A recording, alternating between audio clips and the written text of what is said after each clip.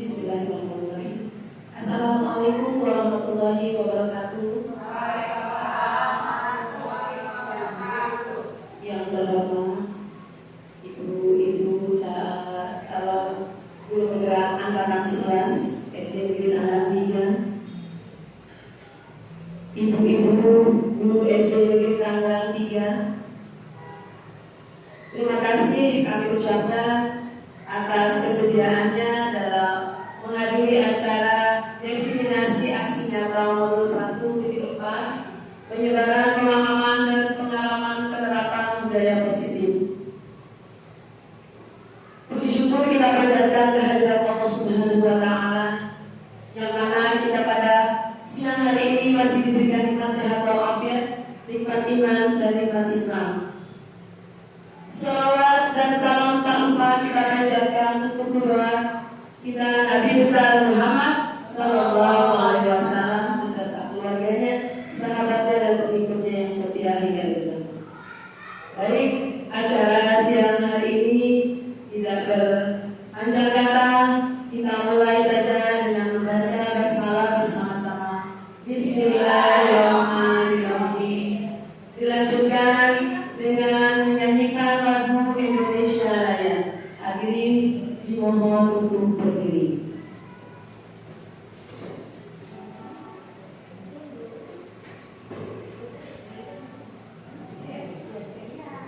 Yang akan dipimpin oleh Dirjen Ibu Sri Pertiwi, kepadanya kami persilakan.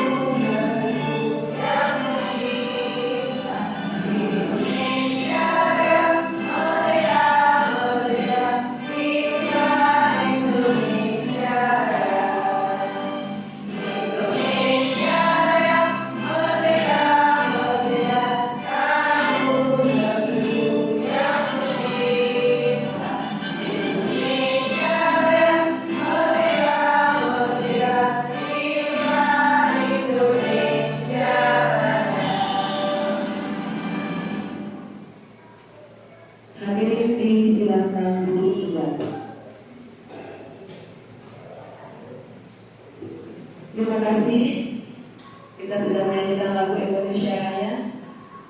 Kita lanjutkan ke acara berikut, yaitu pemaparan materi. Oh ya, kita ice breaking terlebih dahulu, yang akan dipimpin oleh Ibu Amelia. Yang akan dipimpin oleh pemaparan materi pertama, yaitu Ibu Novi Nuraini. Kepada beliau. Baik, akan dipimpin saya sendiri. Siap banget.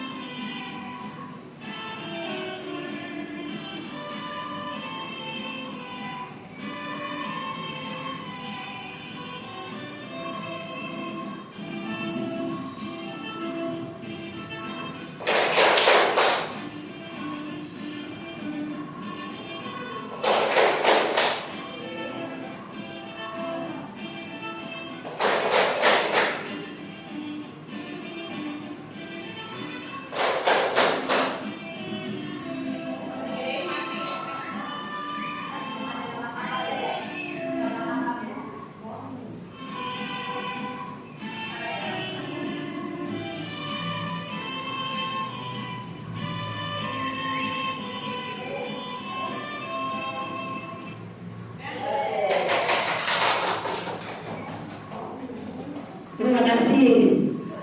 Ice breaking ini berfungsi untuk menyemangatkan kembali semangat kita. Kita sudah semangat? Baik, kita lanjut. Kita akan mendengarkan pemaparan pertama yang akan dipaparkan oleh Ibu Novi Nuraini SPD. Kepada beliau kami persilakan.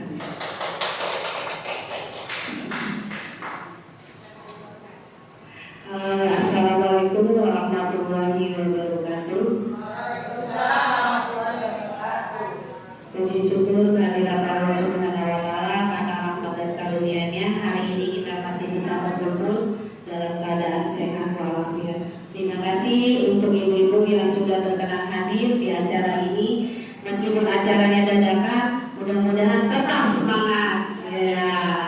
Nah, hari ini saya dan kawan-kawan saya ditugaskan di dalam pendidikan guru penggerak diseminasi aksi nyata modul 1.4, di mana saya mentransfer atau berbagi pengalaman saya belajar di modul 1.4 tentang aksi nyata disiplin positif.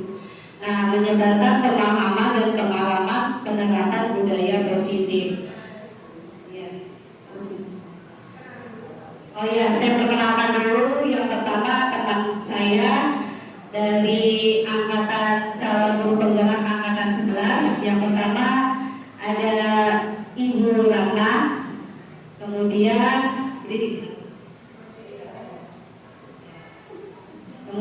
ada Ibu Suryani. Nah, kami bertiga ditugaskan untuk membuat video diseminasi aksi nyata modul 1.4 tentang penyebaran pemahaman pengalaman penerapan budaya positif. Jadi di sini saya akan yang pertama akan berdiskusi tentang budaya positif dan keyakinan kelas yang ada di sekolah kita. Nah, sebelum dimulai saya akan membacakan pantun terlebih dahulu. Bilang cakep ya Bapak ya Ibu ya? Jalan bergaya penuh sensasi, saat berdiri terlihat seksi. Izinkan saya sampaikan presentasi, semoga menjadi bahan diskusi.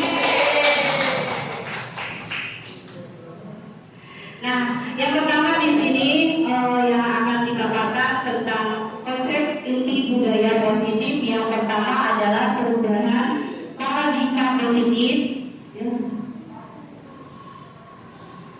Kemudian ada disiplin positif. Yang ketiga nilai-nilai kebajikan. Yang keempat kebutuhan dasar manusia.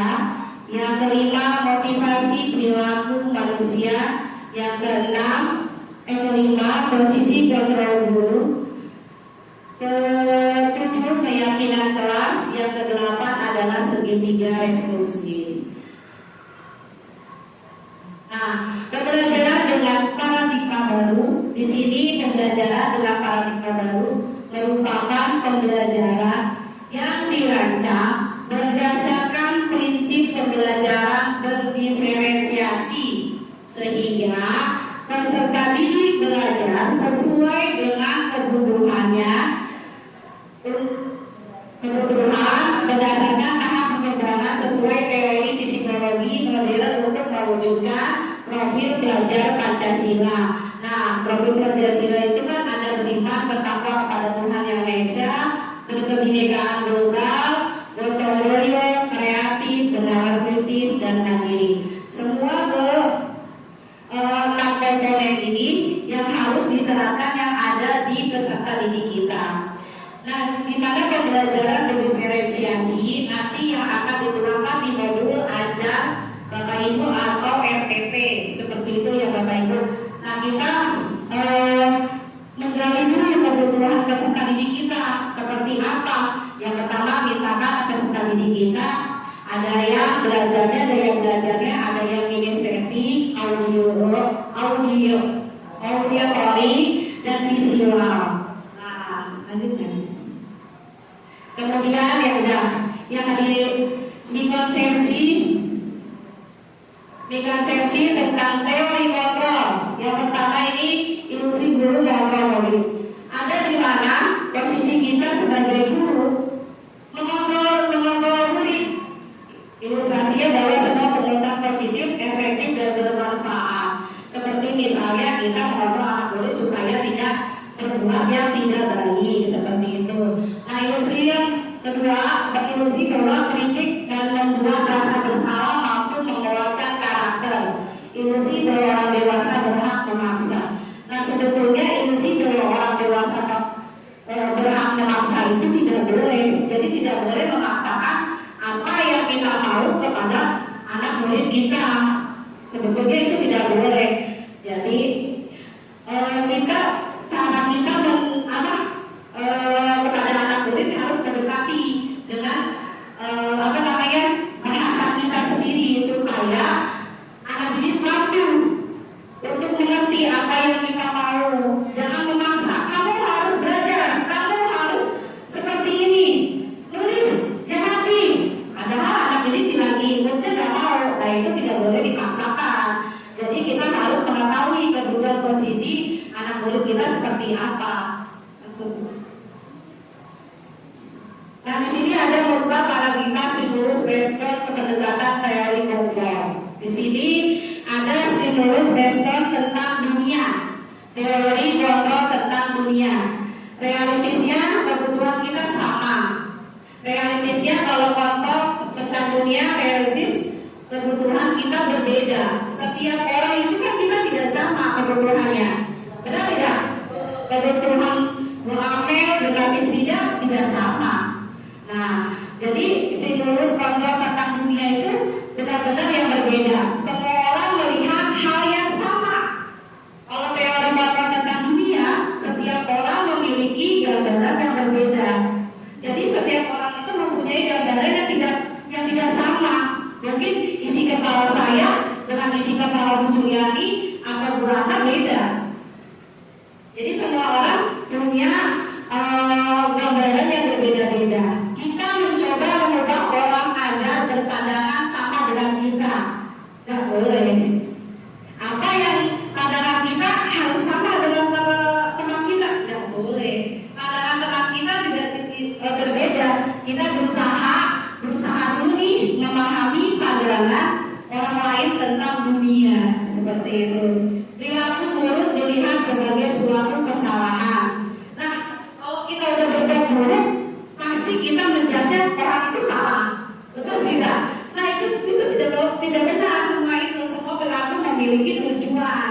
Mungkin hal yang buruk itu dia mempunyai tujuannya gitu. Jangan kita tuh dalam arti bahasa suzon gitu ya. Orang lain bisa mengontrol saya. Bisa tidak Bapak Ibu orang lain mengontrol kita? Tidak bisa. Yang bisa mengontrol diri kita sendiri, bukan orang lain. Jadi kita menerapkan ke anak-anak, nah besok kamu jangan berbuat kesalahan. Tidak bisa. Yang bisa mengontrol anak supaya berubah itu dirinya sendiri, bukan kita. Jadi kita cuma mengarahkan. Nah, Anda tidak bisa mengontrol orang lain. Yang kedua, pemaksaan ada pada saat rujukan yang gagal. Nah, ketika saya juga pernah mengalami, ada lagi pikiran memaksakan kehendak kita kepada anak. Nah, itu suatu rujukan yang salah. Harusnya kita tidak boleh memaksakan, tapi kita mengetahui harusnya kebutuhan peserta ini seperti apa. Yang kolaborasi dan konsensus menciptakan pilihan-pilihan baru. Kemudian boleh berpikir menang atau kalah. Jadi jangan berpikiran menang atau kalah, sama aja. Gitu. Boleh berpikirannya menang-menang. Nah, di sini ada disiplin positif. Disiplin berasal dari kata disiplina yang artinya belajar. Disiplin mengacu pada disiplin dari yang memiliki tanggung jawab terhadap apa yang dilakukannya berdasarkan nilai-nilai yang diyakini. Disiplin positif merupakan salah penerapan disiplin yang bertujuan untuk menumbuhkan kesadaran serta memberdayakan peserta didik tanpa imbalan atau reward, ancaman atau hukuman. Jadi disiplin itu jangan membuat kata anak pengen disiplin, anak datang tepat waktu dikasih reward, anak telat datangnya tepat waktu dikasih hukuman, itu tidak boleh. Ya, sebagai pendidik tujuan kita adalah menciptakan peserta didik yang memiliki disiplin diri sehingga mereka berperilaku mengacu kepada nilai-nilai kebajikan universal dan memiliki motivasi intrinsik dalam perubahan perilaku ke arah yang lebih baik. Oke, yang selanjutnya yang akan dipaparkan oleh rekan saya, Ibu Suryani. Terima kasih kepada Ibu Nafiullah SPD pemaparan yang pertama. Selanjutnya pemaparan materi yang kedua yang akan disampaikan oleh Ibu Suryani SPD. Kepadanya kami persilakan. Terima kasih Bu Kokom. Assalamualaikum warahmatullahi wabarakatuh. Baik, terima kasih teman-teman. Sebelumnya saya memanggilnya teman-teman aja ya, karena ini kan rekan-rekan saya di SDN Tangerang 3. Terima kasih atas waktunya sudah menyediakan waktu di sini. Sebelumnya biar semangat saya ingin dulu dong. Tepuk semangat ya. Bisa kan ya teman-teman? Ya udah, coba tepuk semangat. Ya udah, kalau itu tepuk semangat yang saya ya. Saya cobain dulu. Tepuk semangat.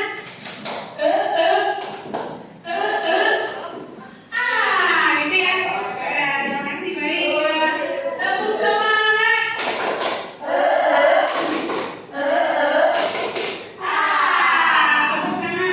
Terima kasih. Nah, seperti yang disampaikan oleh Bu Novi, rekan kami tadi, bahwa dalam calon pendidikan calon guru penggerak itu kami ada modul yang harus kami selesaikan dan kami lakukan diseminasinya, yaitu modul 1.4 tentang budaya positif. Yang disiplin positif tadi sudah dijelaskan oleh Bu Novi. Sekarang saya ingin memaparkan tentang nilai-nilai kebajikan. Jadi dalam modul CGP itu juga ada namanya nilai-nilai kebajikan. Di sini nilai-nilai kebajikan itu adalah nilai-nilai yang disepakati bersama, lepas dari suku bangsa, agama, bahasa maupun latar belakangnya. Nah, itu disebut dengan nilai-nilai kebajikan. Ada contoh nilai kebajikan institusi atau organisasi. Jadi nilai kebajikan itu bukan hanya di sekolah ya teman-teman. Jadi ini kalau kita di sekolah ada yang disebut dengan namanya profil pelajar Pancasila, yaitu beriman, bertakwa kepada Tuhan Yang Maha Esa, berakhlak mulia, berkebinekaan global, gotong royong, mandiri dan bernalar kritis. Itu kita udah tidak asing lagi ya teman-teman, apalagi kita sudah menerapkan kurikulum merdeka. Kemudian ada nilai kebajikan yang dilakukan oleh IBO. IBO itu Primary Years Program. Ini sebuah organisasi ya.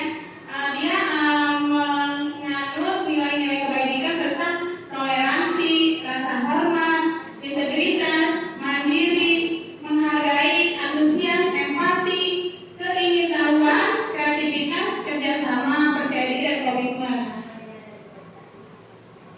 Ya, jadi namanya tadi kan belum menyinggung disiplin positif ya. Jadi disiplin positif itu mempunyai nilai-nilai kebajikan. Kalau nanti akan disinggung lagi tentang membuat keyakinan kelas.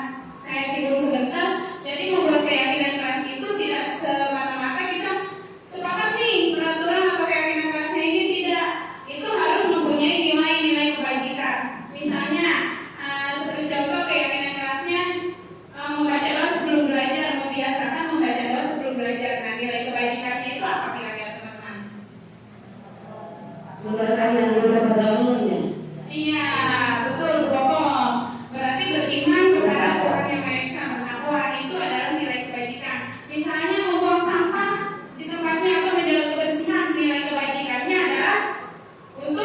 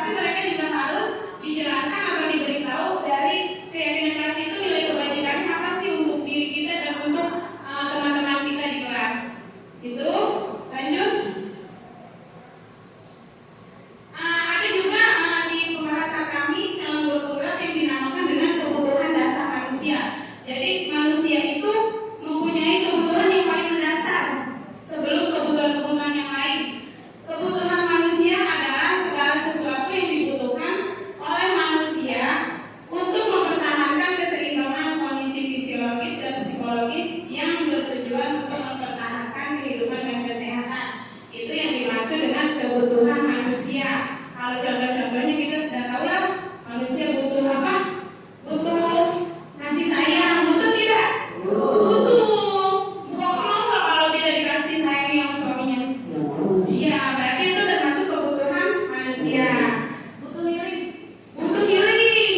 Biar nggak stres, nanya terus di kelas tiap hari, berangkat pagi, pulang malam, stres. Kita butuh healing. Nah, dalam kebutuhan dasar manusia itu terdapat 5 kebutuhan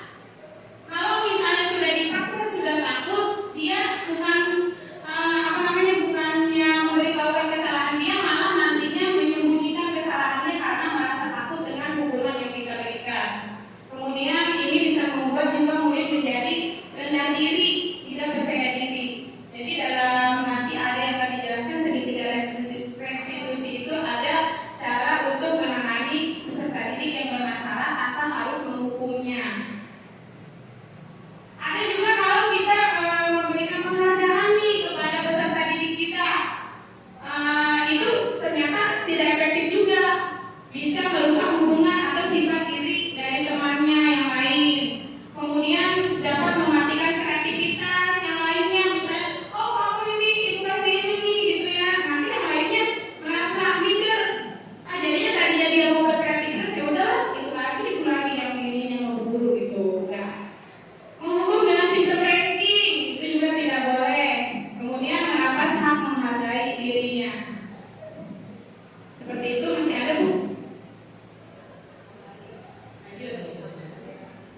Ada juga ada di sini konsep disiplin dengan identitas sukses.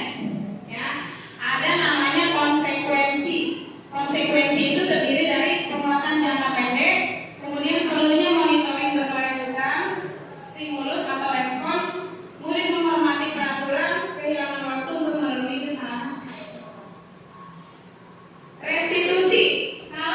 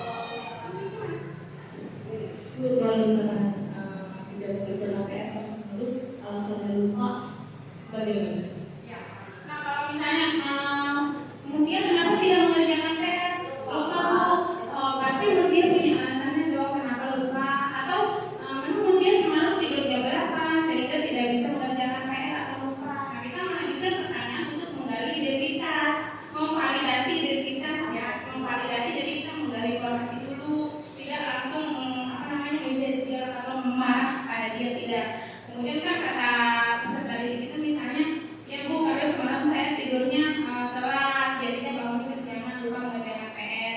Nah, baru kita bilang misalnya, oh baik, Ibu mengerti apa yang dilakukan kemudian, gitu kan. Nah, lain kali tolong jangan dilakukan lagi. Nah, kira-kira kemudian tahu tidak apa namanya peraturan kelas kita yang telah dilanggar? Apa?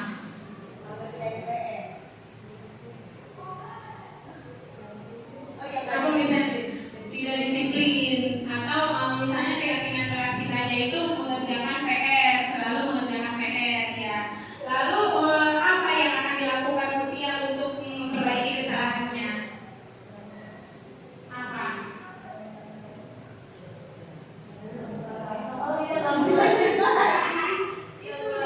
Nah, kita itu guru harus menanyakan kembali, mengembalikan kembali kepada peserta didik, mengembalikan kembali konsekuensi yang harus dia terima, apa yang akan dia lakukan setelah maksudnya setelah dia langgar keyakinan kelas itu, setelah dia melakukan kesalahan. Kalau kemarin saya tanya murid saya, kira-kira dia tahu tidak maksudnya apa yang dilakukan kayak kesalahan Bu, kata dia gitu. Nah, kira-kira apa yang akan dia lakukan untuk memperbaiki kesalahannya?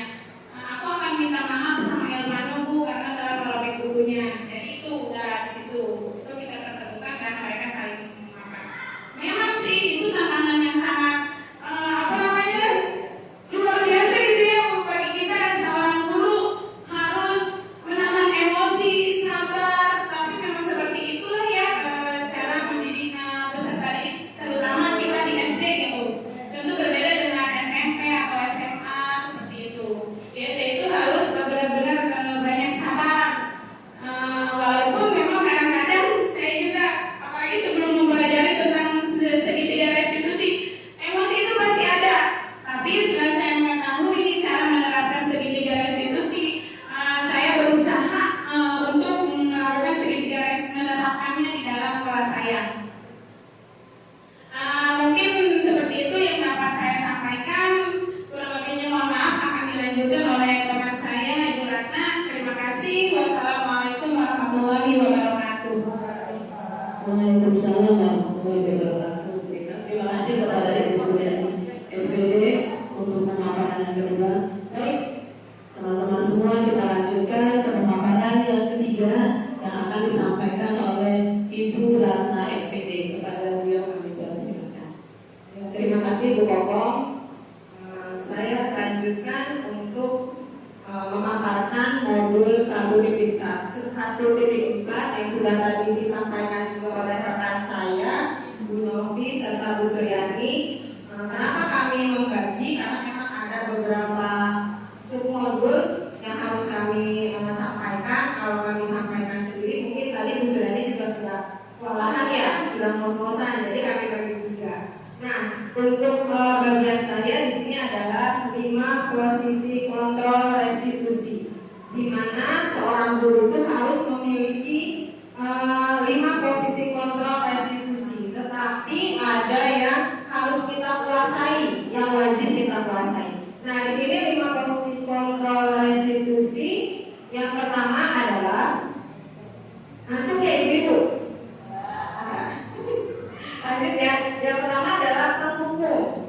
Nah, di sini tadi sudah dijelaskan sama Bu Suryani. Terus ada pembuat rasa bersalah, lalu sebagai teman, pemantau atau manajer. Nah, di sini kira-kira bapak, ibu-ibu, teman-teman guru sekalian, dari 5 posisi kontrol restitusi ini, mana yang sudah teman-teman guru terapkan di kelasnya masing-masing? Bisa ya? Bisa?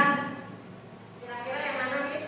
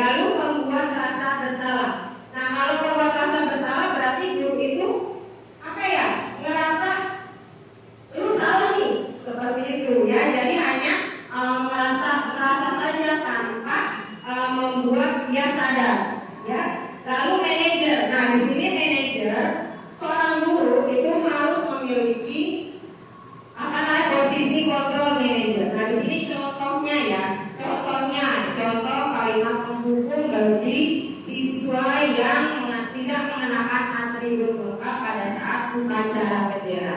Nah, di sini mengurung, patuhi aturan sekolah lalu berdiri di depan barisan. Nah, itu hanya bersifat menghukum, tidak menumbuhkan kesadaran pada diri siswa.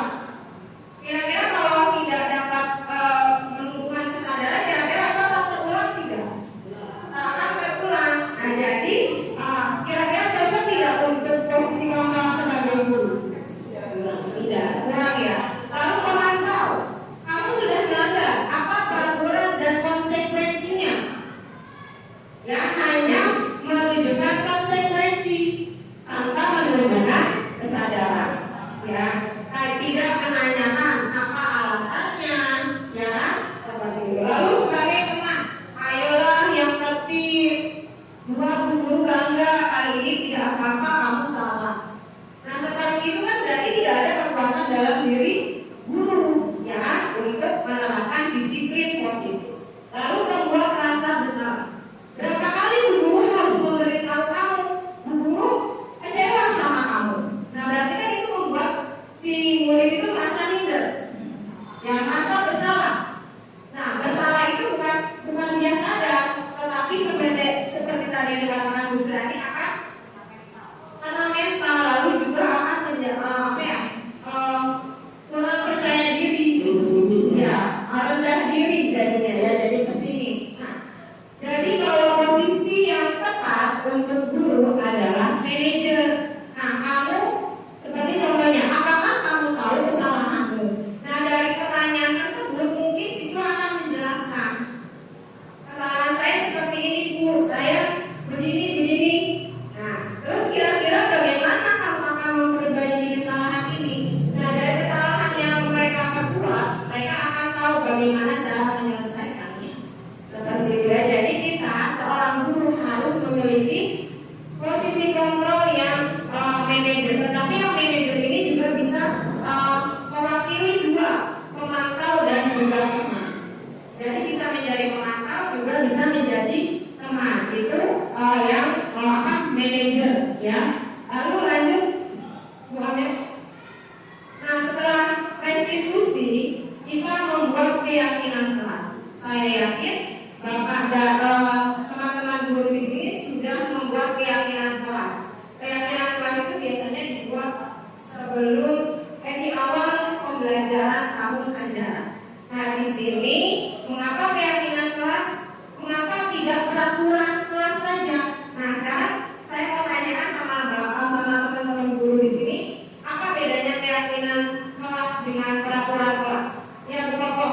Kalau menurut saya keyakinan kelas itu dibuat oleh dua pihak, antara guru dengan siswa. Kalau peraturan kelas hanya dibuat oleh guru, konsekuensi dan itu ya, Ya, terima kasih Bu Koko. Terima kasih Bu Koko. Ya, betul sekali apa yang dikatakan Bu Koko bahwa keyakinan kelas dan peraturan kelas itu adalah hal yang berbeda.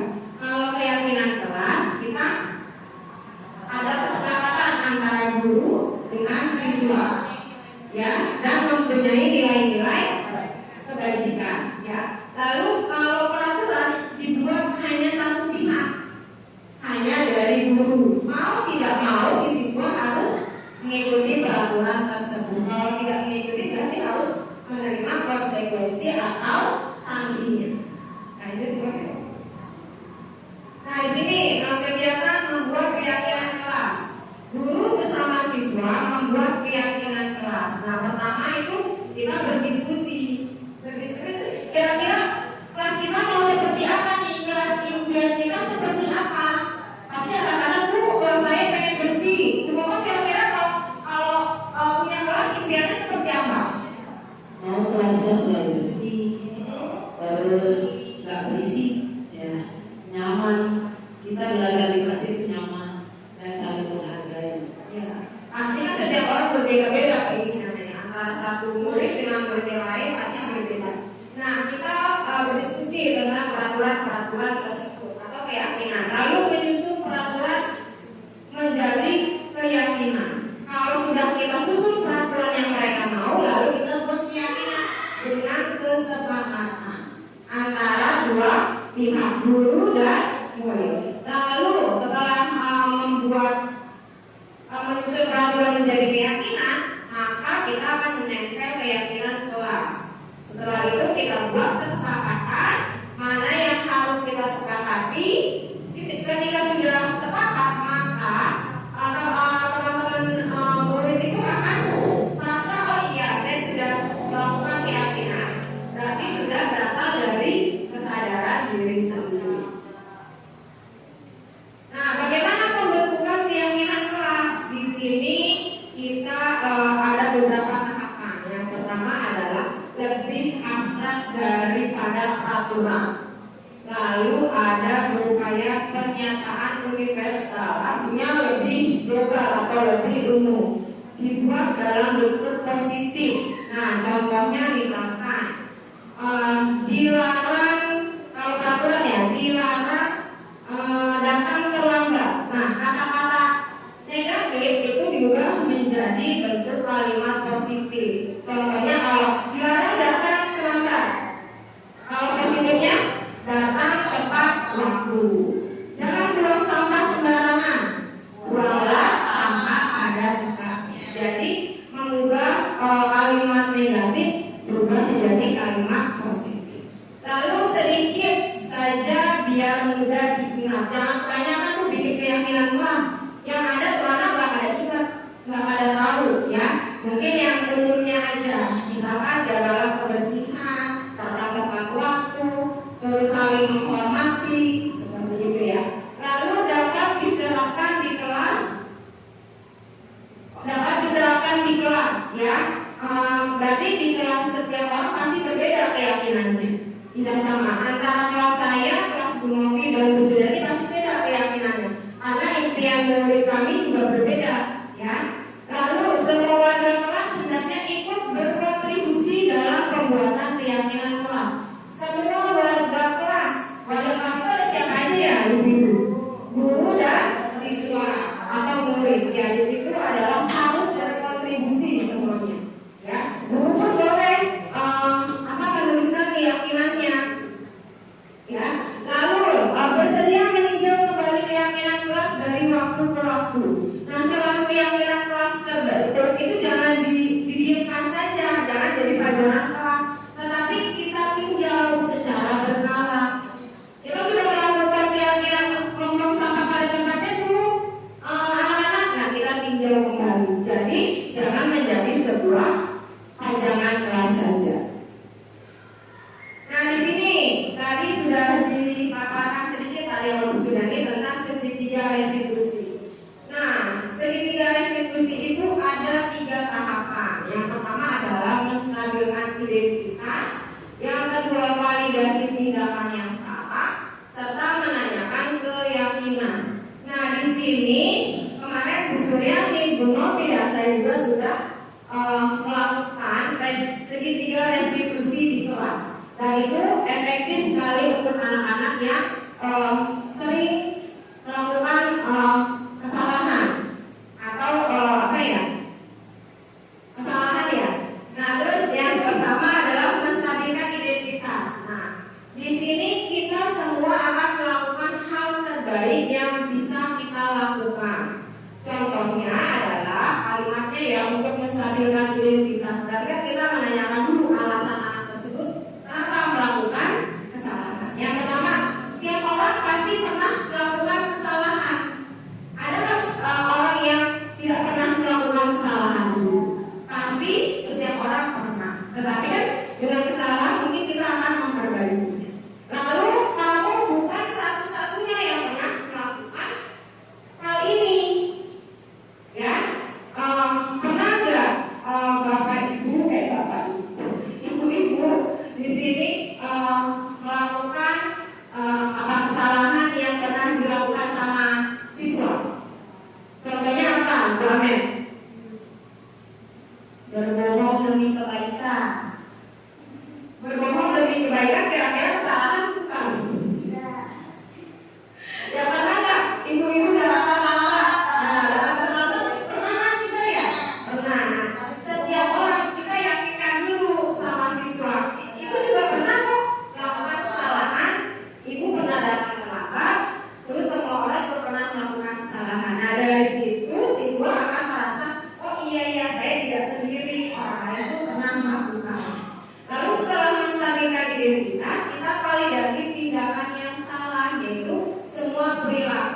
memiliki alasan.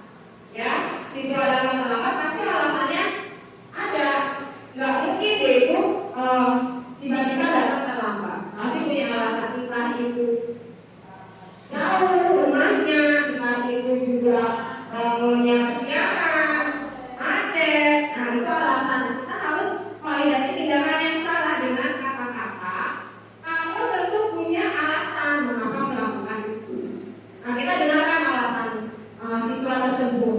Ya, jangan langsung menjudge atau nyalain kamu datang terlambat. Jangan seperti itu. Jadi kita menanyakan alasannya. Lalu, adakah cara yang lebih efektif untuk mendapatkan apa yang kamu butuhkan?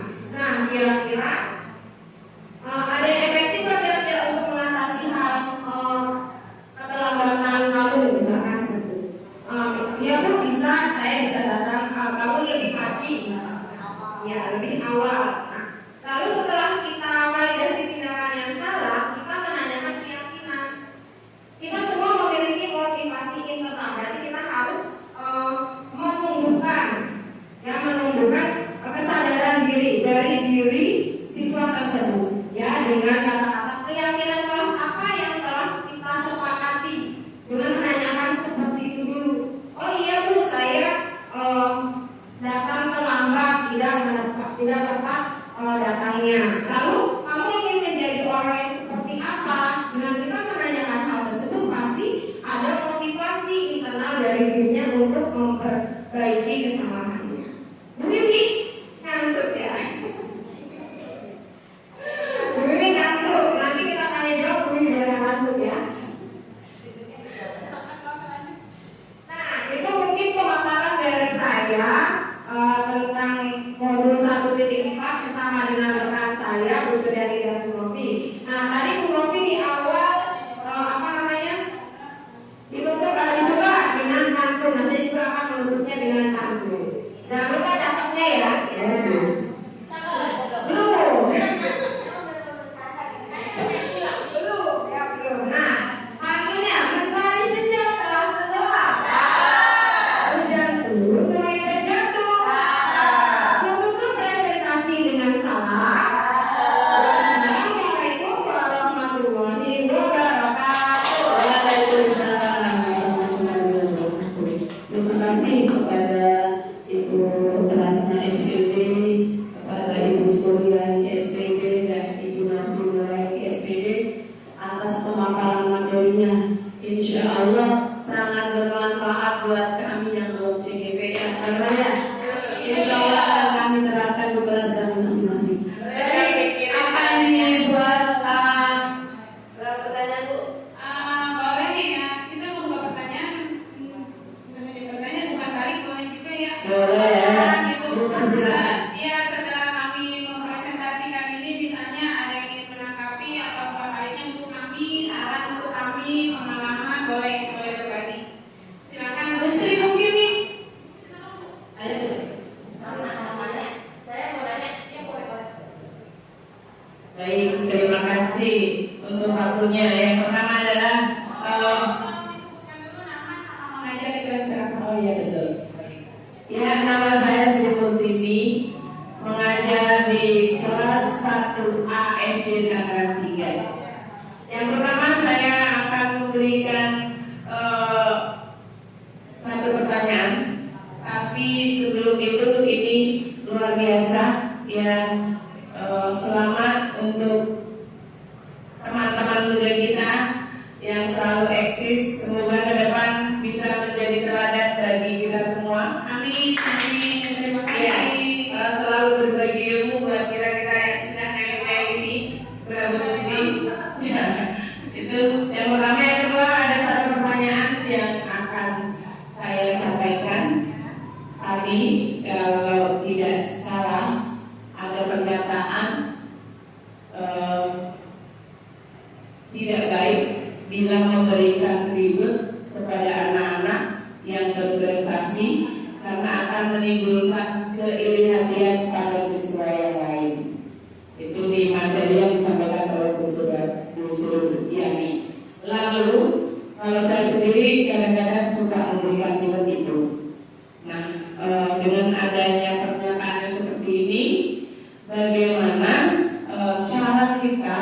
memberikan apresiasi kepada anak-anak yang berbakat di kelas tersebut agar tidak menimbulkan iri hati kepada teman-teman yang lain, dan yang punya bakat dan minat juga akan termotivasi untuk lebih bisa mengembangkan dirinya untuk bersemangat lagi. Terima kasih.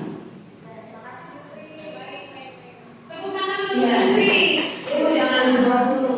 Itu kan tadi bagaimana memberikan apresiasi dari yang positif ya. Nah, saya bertanya bagaimana juga saya selaku guru, pertama guru, nama saya Komong Komaria.